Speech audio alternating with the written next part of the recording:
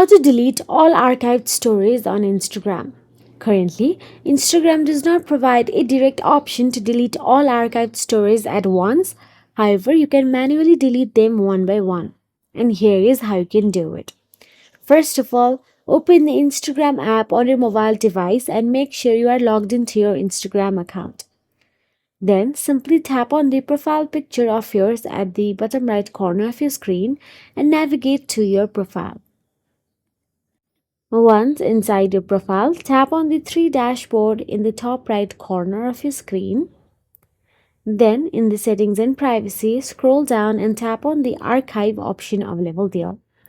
Now from the top, tap on it, and from the drop down menu, tap on Stories Archive.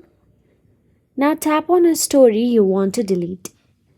All you have to do is tap on the three dot in the bottom right corner of your screen and select Delete and confirm.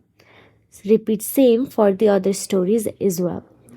Since bulk deletion is not possible yet, you will need to delete them manually one by one. So that is it. If you found this video helpful, please like, share and subscribe, and thank you so much for watching.